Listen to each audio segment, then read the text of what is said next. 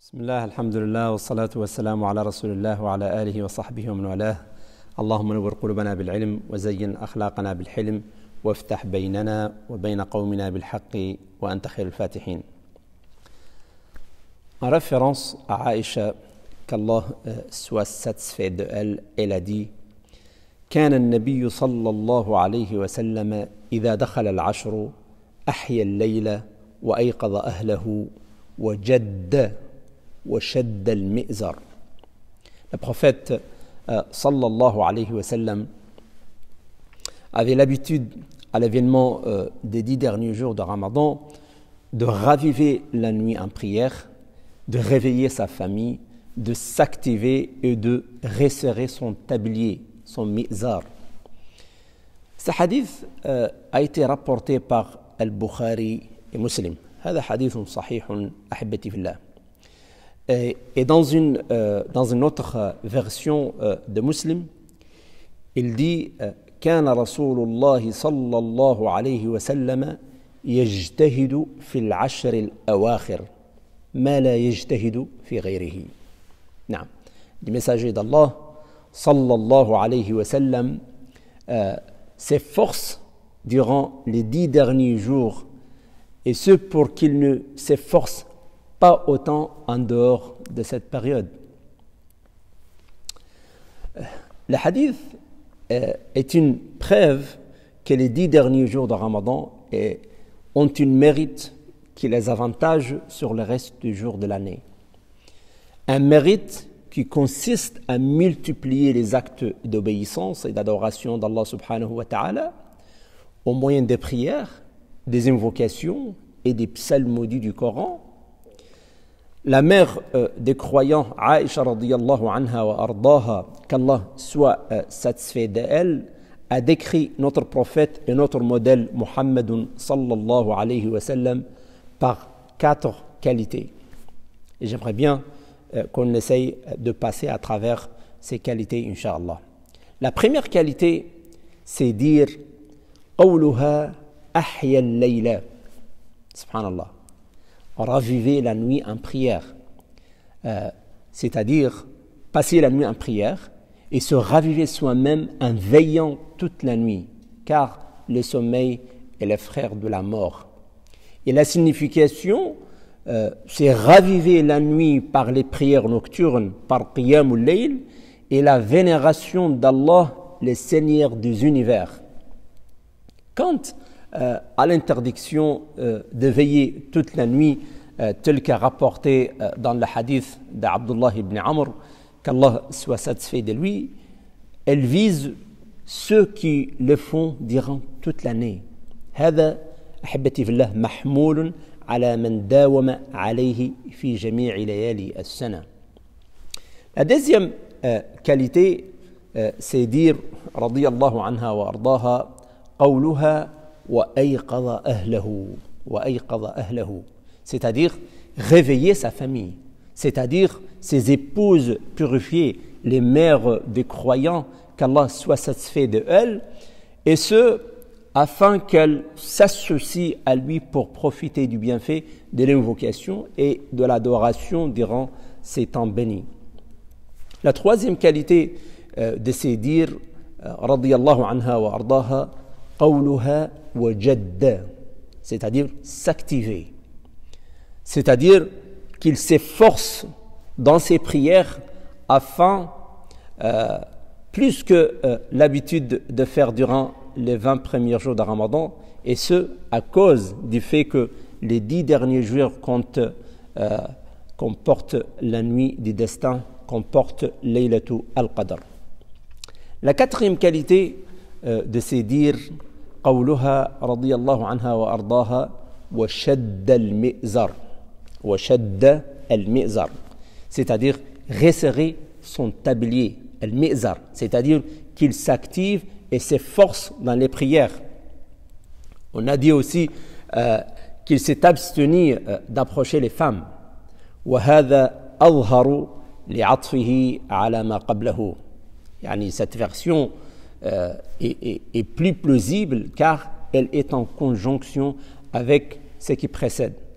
resserrer son tablier, resserrer son mizar. Et aussi, par référence au hadith rapporté par Anas, qu'Allah soit satisfait de lui, qui a dit كان صلى الله عليه وسلم, il a dit وَطَوَى فِرَاشَهُ وَاعْتَزَلَ النِّسَاء, qu'il a roulé son lit et s'est abstenu d'approcher les femmes.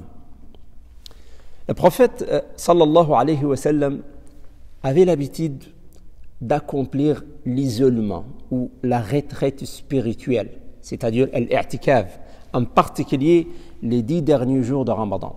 Et celui qui s'isole selon ces rites est interdit, bien sûr, d'approcher les femmes. وَلَا تُبَاشِرُوهُنَّ وَأَنْتُمْ عَاكِفُونَ فِي الْمَسَاجِدِ. Alors, tâche mon frère le musulman, ma sœur la musulmane, d'adopter ces qualités et d'accomplir la prière de tahajjud en plus de la prière de tarawih, afin que l'effort au cours de ces 10 derniers jours soit supérieur à celui des 20 jours passés, et ainsi s'accomplit la veillée nocturne en prière. Tu devrais être patient en accomplissant ces actes de dévotion à Allah subhanahu wa ta'ala le très haut, car la prière de tahajjud nécessite cette patience et son mérite est grandiose. وَمِنَ اللَّيْلِ فَتَهَجَّدْ بِهِ نَافِلَةً لَكَ. Par Allah, c'est l'occasion de la vie et un butin pour celui qu'Allah subhanahu wa ta'ala le très haut a bien guidé. Et qui sait, peut-être que celui qui se prête à cette pratique soit comblé par un souffle de bénédiction divine qui lui procure le bonheur en ce monde et dans l'au-delà. Les saints prédécesseurs, as-salaf as-salih de cette communauté avaient l'habitude de prolonger la prière nocturne à l'image de leur prophète sallallahu alayhi wa sallam.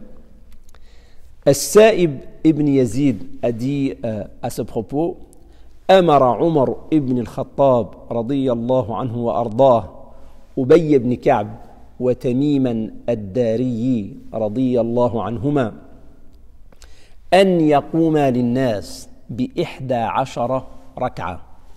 أن يقوم للناس ب11 ركعة. يعني Omar ibn Khattab, qu'Allah soit satisfait de lui, a ordonné à Ubay ibn Ka'b et à Tamim ad-Dari, qu'Allah soit satisfait de eux, de diriger la prière nocturne avec les gens en accomplissant 11 raka'a. Il a dit aussi, radiyallahu anhu wa ardah, قال وقد كان القارئ يقرأ بالمئين حتى كنا نعتمد على العصي من طول القيام. سبحان الله. وما كنا ننصرف إلا في فروع الفجر.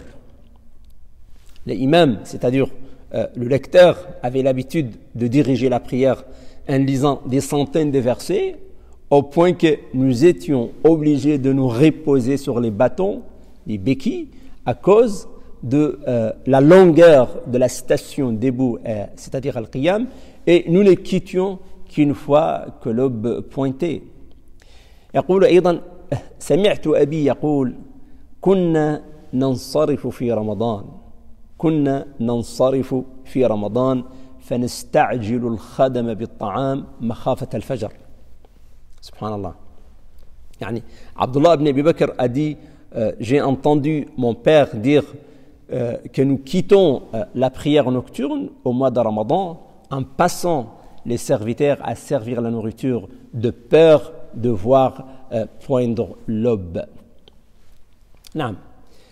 Le croyant, ahbati fillah, le mu'min, rassemble au cours du mois de Ramadan entre des efforts contre soi-même.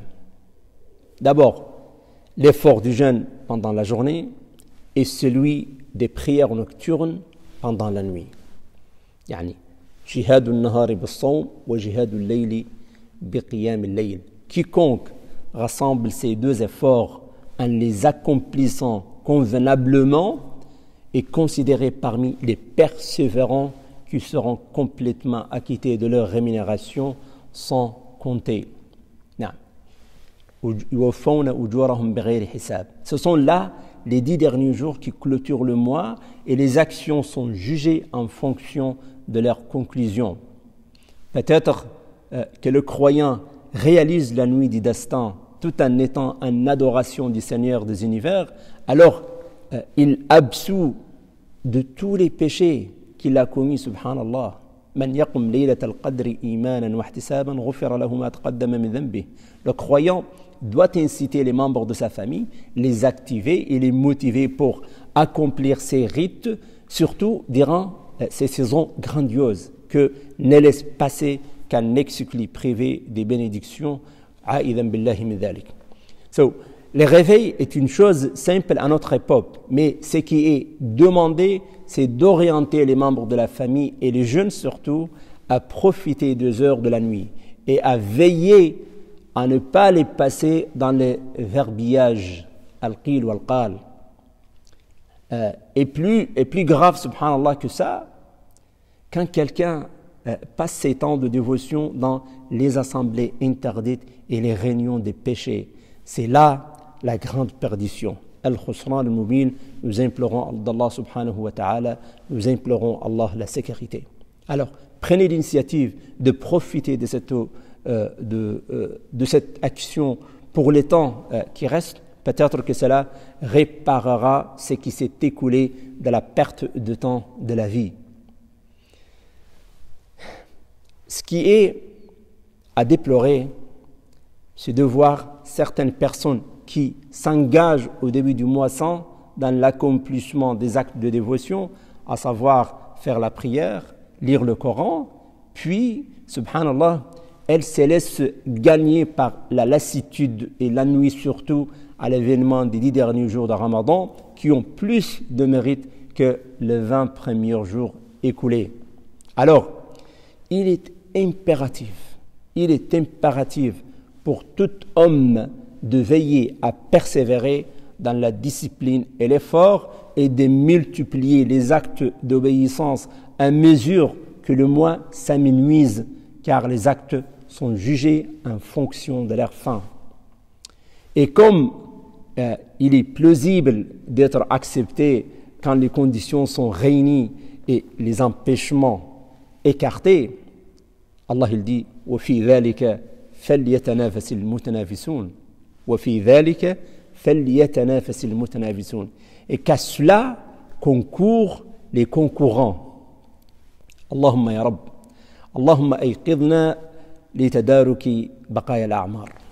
اللهم يا رب وفقنا للتزود من الخير والاستكثار من الطاعات واجعلنا ممن قبلت صيامه وأسعدته بطاعتك فاستعد لما أمامه وغفرت له زلاته وآثامه برحمتك يا أرحم الراحمين. Ô Allah, réveille-nous afin que nous parvenons à rattraper ce qui nous reste à vivre.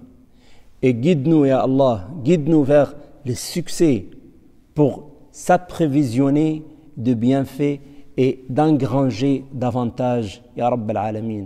Et fait que nous soyons parmi ceux dont tu as accepté le jeûne et tu l'as rendu heureux par ton obéissance, de sorte, subhanallah, de sorte que nous soyons préparés pour ce qu'il y a devant nous.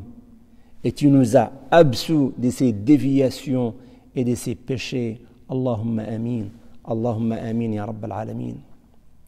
Qu'Allah bénisse votre mois, votre jeûne, vos veillées, et qu'il le clôture pour nous et pour vous tous par le bonheur et la libération du purgatoire. Il est le protecteur et l'omnipotent. Barakallahu lakum fi shahrikum wa fi siyamikum wa fi qiyamikum وختمه لنا ولكم بخاتمة السعادة والعتق من النيران إنه ولي ذلك والقادر عليه وصل اللهم وسلم وبارك على نبينا محمد وشكر الله لكم وسلام الله عليكم ورحمته وبركاته.